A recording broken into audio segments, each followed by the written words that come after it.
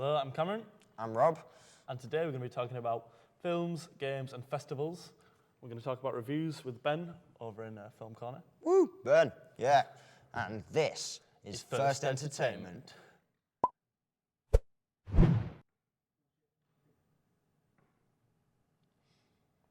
So, first on to games, we're going to be talking about the new UFC game. Yep, right. So UFC is coming out. It's going to be premiering on the 17th of March in the UK. That's when it's going to be coming out. And I'm a bit unsure, really, just about this game, just because EA has this habit of doing copy-pastes of stuff. They'd like FIFA. FIFA. And FIFA, really. That's all I can think of. Yeah. And I'm just a bit worried that it's going to follow kind of a formula of just being the same thing, just with saying it's a sequel on it. And I think it's quite ironic as well that Conor McGregor, Ronda Rousey are on the cover, and they've just both come off a loss of a fight. Yeah, it seems to be the new EA curse now. Whenever you are on the front cover Yeah, of a UFC game. it's happened exactly the same last year on the cover, and then he loses the title.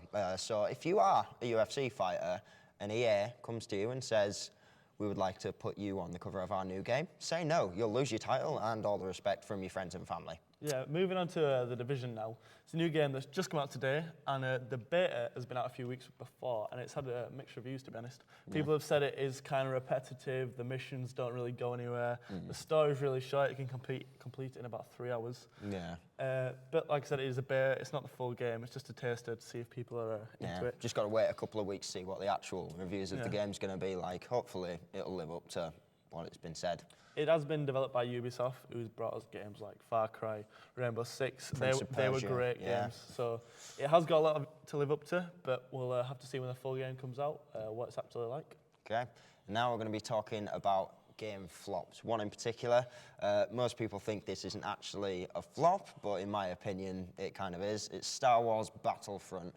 Now, the reason I'm saying this is a flop, just because when you buy the game, it's a 50 quid game, and you don't get the full game. Just kind of a theme that most games nowadays seem to follow. You have to buy expansion packs and that, and it just kind of annoys me. Just one time I want to buy a game and I want to have the full game. I don't want to have to buy anything else. Just like it feels like it's missing elements and stuff like that, and everyone's seeing more of one part of the game than everyone else who hasn't got the funds for it. It is EA who does a better reputation for micro purchases. Yeah, I know. In the game. And like, have you played the Yeah, old played the Battlefront old one, as well? PS2. And this game's kind of missing that career mode, just like that single player element, and it's kind of mainly focusing on the online section of it and just basically doing what most things now are doing and just going to the online world. So I hope that like they kind of do it again and they fix it, but like I don't think it's going to be. Most people seem to like it because it's nice polished graphics, but if the old game hadn't come out, I reckon it would have done well, just it hasn't lived up to the hype that it was going to do. Exactly. Right, so now we're going to go over to the Film Corner with Ben. Cam's going to go over there. We're going to be talking about 2 films today. We're going to be talking about Deadpool, which has been out for about a month now, and we're going to be talking about the upcoming release of Batman vs Superman. First, let's just take a look at the Deadpool trailer. Hey, yeah, I wanna shoot, baby. Kind of lonesome back here. Little help here. Excuse me. Dopinder. Pool. Dead. Why the fancy red suit, Mr. Poole? Oh, that's because it's Christmas Day, Dopinder. And I'm after someone on my naughty list. So, Deadpool, what do you think, Ben? Well, first of all, it's as a return for R-rated superhero films since the likes of Watchmen and Punisher, I think it does very well. Yep, I think especially in a time where superhero films are everywhere. You get one every few months. Marvel, DC, they're all spitting them out. And I think this one, it holds its own as something a bit different, definitely different. Humor, gore, stays true to the comic book character, unlike his former appearance in X-Men Origins Wolverine.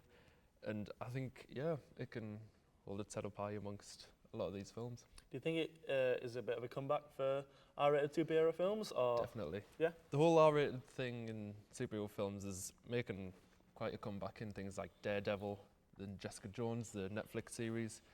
They're both critically acclaimed, both doing very well, and I think that's starting to extend into the films as well now. Yeah, the old Blade films as well, they were great and R-rated. Yeah, they were.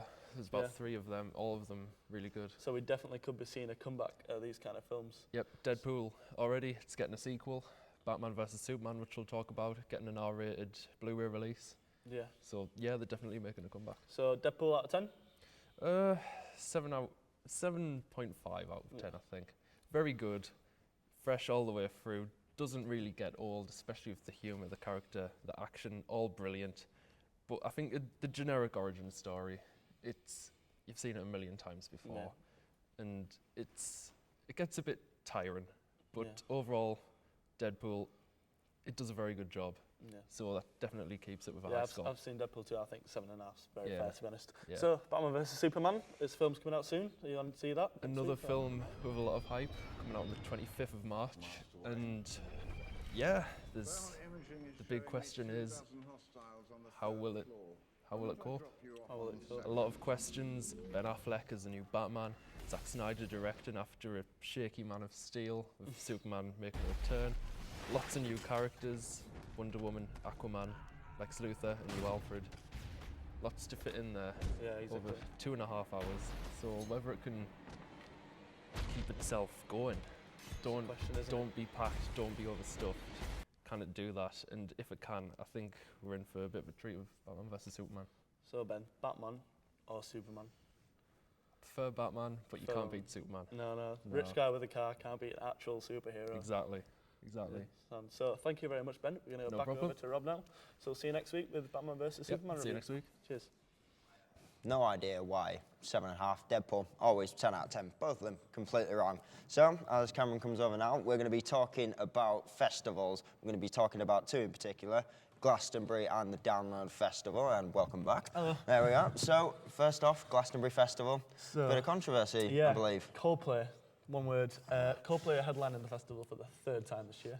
There has been a bit of controversy and people getting quite annoyed that they've got tickets and Coldplay are headlining. It is, well, just a bit controversial, like I said. There has been a petition started already. It's got a few signatures. Not as many as last year, though, when Kanye West headlined. It got 130,000 signatures in just a few weeks.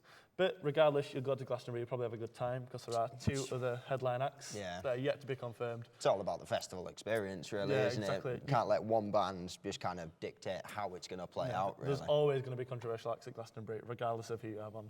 Exactly. But like I said, you could go to Glastonbury, not even go to the Pyramid Stage and have a great time regardless. Yeah. Now to Download now. Right, so Download Festival. Motorhead were booked to be playing at Download, but the unfortunate passing of the lead singer and bassist Lemmy has meant they've had to kind of pull out. So it's just kind of left the fans a bit like wanting something a bit empty inside and stuff like that. And they were kind of understanding of like, yeah, we can understand why they pulled out, and it wouldn't be the same. And in honour of the passing of Lemmy, they've named the main stage at Download the Lemmy stage, which I think is a nice tribute great, to isn't it? Yeah. It's just a tribute to a great legend in the industry. And now the main question is, who's going to take that spot? Because in the Download thing, you see there's this empty gap where Motorhead should have been, and there's just going to be questions who's going to play. Yeah. If I was going to say anyone, I'd want like a legend as well, like AC/DC or something like that. People who came around at the same time, but we'll have to wait and see, really. It is a big space to fill, but thank you very much for watching this week. This has been First Entertainment. Thank you very much for Ben over there doing you, the Ben. reviews today. Yeah. So we'll play you out with a band called Comfy Square and their song Final Floor. See you next week.